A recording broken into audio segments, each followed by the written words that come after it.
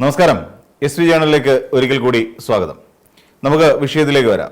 ഈ വരുന്ന മെയ് മാസം 4 രണ്ട് മുന്നണികളെ സംബന്ധിച്ചിടത്തോളം ഏറ്റവും പ്രാധാന്യം അർഹിക്കുന്ന ഒരു ദിവസമാണ്. കാര്യം അന്ന് 10-11 മണി 12 മണിയൊക്കെ ആകുമ്പോഴേക്ക് നിലവിൽ ആര് കേരളം ഭരിക്കും എന്നതിനെക്കുറിച്ച് ഏറെക്കുറെ വ്യക്തത വരുന്നതാണ്. ഏറെക്കുറെ എന്നല്ല, വ്യക്തത വരുന്നതായിരിക്കും. ഇപ്പോൾ UDF നടത്തിക്കൊണ്ടിരിക്കുന്ന മുഖ്യമന്ത്രി ചർച്ചയും മന്ത്രി ചർച്ചയും ഒക്കെ അതിനുശേഷമായാൽ മതിയായിരുന്നു, പോട്ടെ.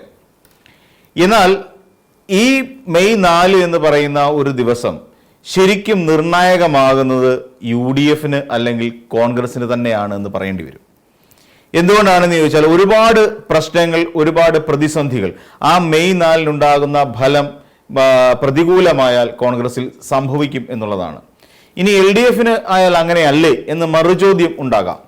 LDFനെ സംബന്ധിച്ചിടത്തോളം ഇത്തവണ ഉണ്ടാകാൻ പോകുന്ന പരാജയം അത്ര ഭീകരമായി ഉണ്ടാകാനുള്ള സാധ്യത വളരെ കുറവാണ്. അഥവാ തോറ്റുകഴിഞ്ഞാൽ തോൽക്കാനുള്ള സാധ്യതകൾ വിരളമാണ് എങ്കിൽ തന്നെയും. എന്തുകൊണ്ടാണെന്ന് വെച്ചാൽ LDFനെ സംബന്ധിച്ചിടത്തോളം 10 വർഷം കേരളം ഭരിച്ചതിന് ശേഷമാണ് ഒരു ഭരണം നഷ്ടമാകുന്നത് എന്ന് പറയേണ്ടി വരും. എന്നാൽ UDFനെ സംബന്ധിച്ചിടത്തോളം ഭരണം 2 തവണയും നഷ്ടമായതിനു ശേഷം 3ാമതും ഭരണം നഷ്ടമായി അധികാരത്തിന്റെ ഒരു ശ്രേണിയിലേക്കും എത്താതിരിക്കുന്ന ഒരു ഗതികെട്ട അവസ്ഥയിലേക്ക് കൂടി UDF മാറിക്കഴിയും എന്നുള്ളതാണ് ഏറ്റവും പ്രധാനപ്പെട്ട ഒരു ദോഷം. അല്ലെങ്കിൽ കോൺഗ്രസ് പാർട്ടി അധികാരമില്ലാതെ പോകുന്ന 15 വർഷങ്ങളാണ് UDFനെ കാത്തിരിക്കുന്നത് എന്ന് ചുരുക്കം. അതായത് ഏറെ നിർണായകമായ ഒരു തെരഞ്ഞെടുപ്പ് തന്നെയാണ് 2026 ഏപ്രിൽ മാസം 9-ാം തീയതി കേരളത്തിൽ നടന്നത് എന്ന് ചുരുക്കം. ഇനിയും LDFനെ സംബന്ധിച്ച് ബാധിക്കില്ല എന്ന് പറഞ്ഞല്ലോ. ഇതിനകത്ത് ആർക്കും മുന്നണി വിട്ടു പോകേണ്ടി വരികയോ ഇനി പാർട്ടി വിട്ടിട്ട് മറ്റു പല പാർട്ടികളിലേക്ക് കയറേണ്ടി വരുന്നതോ ആയ സാഹചര്യം ഉണ്ടാകില്ല എന്നർത്ഥം. ഇവിടെ നമ്മൾ പരിശോധിച്ചാൽ LDF നല്ല ഒരു മികച്ച പ്രതിപക്ഷമായി തന്നെ സഭയിൽ തുടരാനുള്ള സാധ്യതകളുമുണ്ട്. അതായത് മികച്ച പ്രതിപക്ഷ നേതാക്കന്മാരായിരിക്കുക എന്നുള്ളതും ഇടതുപക്ഷത്തിന്റെ ഒരു ഏറ്റവും പ്രധാനപ്പെട്ട ഒരു കാര്യമാണ്. അതോടൊപ്പം തന്നെ നമുക്കറിയാം, ഒരു തെരഞ്ഞെടുപ്പിനോടനുബന്ധിച്ച് മാത്രമല്ല ഇടതുപക്ഷത്തിന്റെ എല്ലാ സംവിധാനങ്ങളും സംഘടനാ സംവിധാനങ്ങളും പ്രവർത്തിക്കുക എന്നുള്ള കാര്യം. ഭരണമില്ലെങ്കിൽ പോലും വളരെ കൃത്യമായി പ്രവർത്തിക്കാൻ കഴിയുന്ന ഒരു സംഘടനാ സംവിധാനം തന്നെയാണ് ഇടതുപക്ഷത്തെ സംബന്ധിച്ചിടത്തോളം കേരളത്തിലുള്ളത്. അപ്പൊ അതുകൊണ്ട് തന്നെ ഈ പറയുന്നത് പോലെ നിർജീവമായ ഒരു അവസ്ഥയിലേക്ക് ഇടതുപക്ഷം മാറില്ല എന്നുള്ളതും നമുക്കറിയാം. ഇവിടെ DYFI ആയിരുന്നാലും CPM ആയിരുന്നാലും SFI ആയിരുന്നാലും എല്ലാ ഇടതുപക്ഷ സംഘടനകളും AYF തുടങ്ങിയ എല്ലാ ഇടതുപക്ഷ സംഘടനകളും വളരെ സജീവമായി തന്നെ രംഗത്തുണ്ടാകും എന്നുള്ളതും ഇടതുപക്ഷത്തെ സംബന്ധിച്ചിടത്തോളം പ്രധാനപ്പെട്ട ഒരു കാര്യം തന്നെയാണ്. ഇനി മറ്റൊരു ഘട്ടത്തിലേക്ക് പോയാൽ ഇനി UDFന് അല്ലെങ്കിൽ കോൺഗ്രസ് പാർട്ടിക്ക് ഉണ്ടാകുന്ന ദോഷവശങ്ങളെ കുറിച്ച് നമ്മൾ ചിന്തിച്ചാൽ അതിൽ ഏറ്റവും പ്രധാനപ്പെട്ട ഒരു കാര്യം മുന്നണി ബന്ധത്തിന്റെ തകർച്ച തന്നെയാണ് എന്ന് പറയേണ്ടി വരും. കാരണം കഴിഞ്ഞ 10 വർഷമായി UDF മുന്നണിയിൽ തുടരുന്ന ചെറു കക്ഷികൾക്ക്, ഘടക കക്ഷികളെ സംബന്ധിച്ചിടത്തോളം അധികാരം ഇല്ലാത്ത ഒരു ഗതികെട്ട അവസ്ഥയിൽ തന്നെ ആയിരുന്നു എന്ന് പറയാം. അതായത് നമ്മൾ നോക്കിയ RSP എന്ന് പറയുന്ന ഒരു പാർട്ടി ഒരു കാലഘട്ടത്തിൽ LDFനോടൊപ്പം നിന്ന സമയത്ത് മന്ത്രി ഉണ്ടായിരുന്ന ഒരു പാർട്ടി തന്നെ ആയിരുന്നു. കേരള കോൺഗ്രസ് J എന്ന് പറയുന്ന ഒരു പാർട്ടി, ഒരു പാർട്ടി എന്ന് തന്നെ പറയാം. ആ പാർട്ടിക്ക് LDFനോടൊപ്പം നിന്ന സമയത്ത് ഒരു മന്ത്രി ഉണ്ടായിരുന്നതാണ്. ഇവിടെ നമ്മൾ ഇങ്ങോട്ട് നോക്കൂ, മാണി കോൺഗ്രസിനെ സംബന്ധിച്ചിടത്തോളം ഇപ്പോഴും റോഷി അഗസ്റ്റ് എന്ന് പറയുന്ന ഒരു മന്ത്രി നിലവിലുണ്ട് എന്ന് നമുക്കറിയാം. അപ്പോ ഈ പറയുന്ന 1-2 ഘടകകക്ഷികളെ സംബന്ധിച്ചിടത്തോളം മന്ത്രിമാർ ഉണ്ടായിരുന്ന ഒരു കാലഘട്ടം ഉണ്ടായിരുന്നു LDFൽ നിൽക്കുന്ന സാഹചര്യത്തിൽ. എന്നാൽ UDFലേക്ക് വന്നതിന് ശേഷം RSP അപ്രസക്തമേ ആയി മാറി. ഈ പറയുന്ന കേരള കോൺഗ്രസ് J അപ്രസക്തമായി മാറുന്ന ഒരു കാലം. അപ്പോൾ അങ്ങനെ വരുമ്പോൾ ഈ മുന്നണിയിൽ ഇനിയും തുടരണോ എന്ന് രണ്ടാമതൊന്നുകൂടി ഈ ഘടകകക്ഷികൾക്ക് ചിന്തിക്കാൻ ഉതകുന്ന ഒരു സാഹചര്യം മെയ് 4-ന് സംജാതമാകുമെന്ന് ചുരുക്കം. അപ്പോൾ മുന്നണി ബന്ധത്തിൽ സാരമായ ഒരു വിള്ളൽ ഉണ്ടാകുന്നു. RMP അടക്കമുള്ള, അതോടൊപ്പം തന്നെ CMP അടക്കമുള്ള, RSP അടക്കമുള്ള എല്ലാ പാർട്ടി, ജോസഫ് ഗ്രൂപ്പ് അടക്കമുള്ള എല്ലാ ഘടകകക്ഷികളും രണ്ടാമത് ഒന്ന് ചിന്തിക്കാനെടുക്കുന്ന സമയമായിരിക്കും മെയ് 4 മുതൽ എന്ന് നമ്മൾ ആലോചിക്കണം. അടുത്ത ഒന്നാണ്, പ്രധാനപ്പെട്ട ഒരു ഘടകകക്ഷിയാണ് മുസ്ലിം ലീഗ്. മുസ്ലിം ലീഗിനെ സംബന്ധിച്ചിടത്തോളം ഏറ്റവും അധികം MLA മാരെ വിജയിപ്പിക്കാൻ ശേഷിയുള്ള ഒരു ഘടകകക്ഷിയാണ് നമുക്കെല്ലാവർക്കും അറിയാം.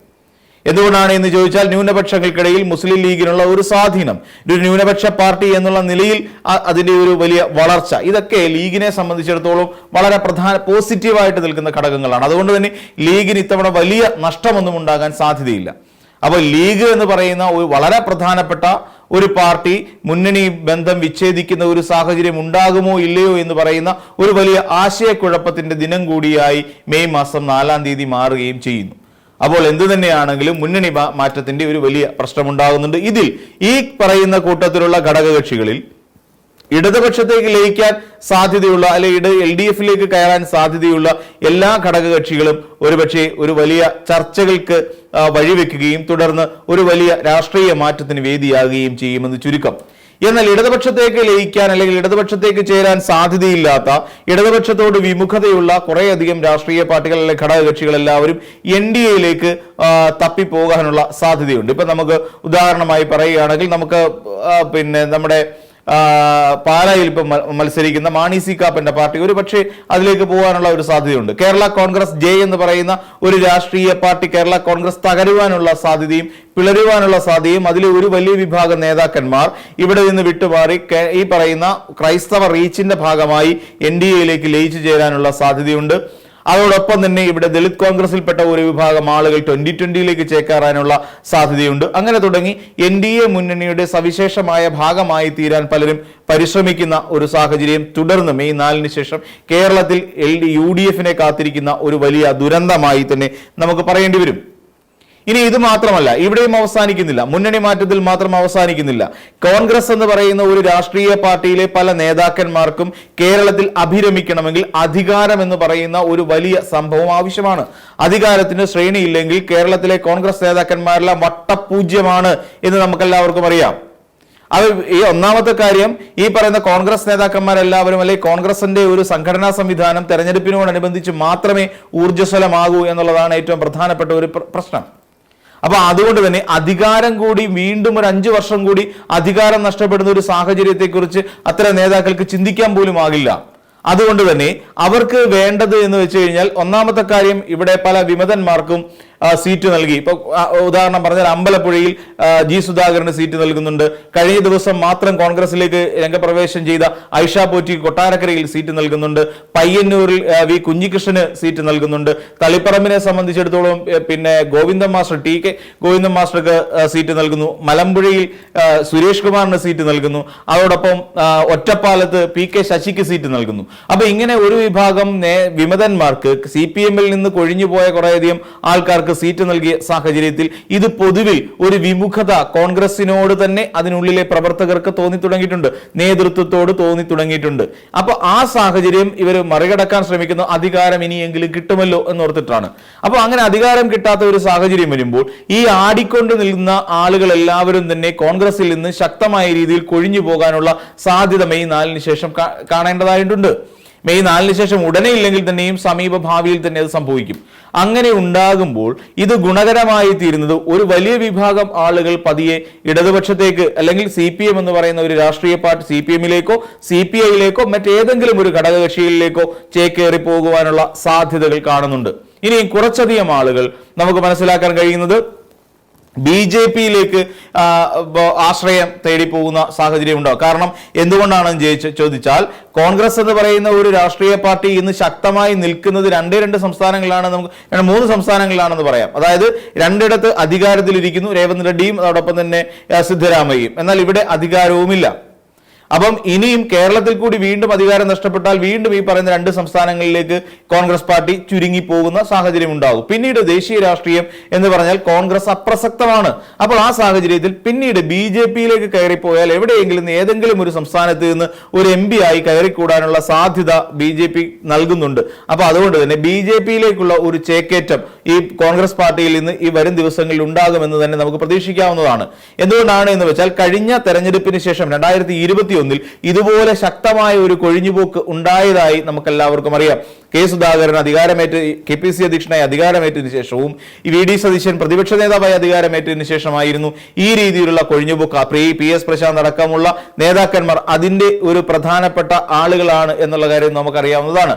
അപ്പൊ ഈ രീതിയിൽ ശക്തമായ ഒരു മാറ്റം ഒരു കോൺഗ്രസിനെ സംബന്ധിച്ചിടത്തോളം ഈ മെയ് 4 എന്ന് പറയുന്നത് വല്ലാത്ത ഒരു ഭ്രമിപ്പിക്കുന്ന ദിവസം തന്നെയാണ്. ഭ്രമത്തിനപ്പുറത്തേക്ക് സംഭ്രമത്തിന്റെ ഒരു ദിവസം കൂടിയായി മെയ് 4 മാറുമെന്നുള്ള കാര്യം തീർച്ചയാണ്. അപ്പോൾ ഏറ്റവും കൂടുതൽ നഷ്ടം അധികാരം കിട്ടിയില്ലെങ്കിൽ ഇത്തവണ ആ മെയ് 4ന്റെ ഫലം തങ്ങൾക്ക് അനുകൂലമല്ലെങ്കിൽ കോൺഗ്രസിന് നേരിടേണ്ടി വരുമെന്ന് മാത്രമല്ല, സമീപ ഭാവിയിൽ ഏകദേശം ഒരു 5 വർഷം കൂടി കഴിയുമ്പോൾ കോൺഗ്രസ് അതിന്റെ പതനത്തിന്റെ എല്ലാ നെല്ലിപ്പലകയും കടന്ന് വീണ്ടും അടിയിലേക്ക് പോകാനുള്ള സാധ്യതയുമുണ്ട്. അപ്പോൾ മറ്റൊരു വീഡിയോയുമായി നമുക്ക് വീണ്ടും കാണാം.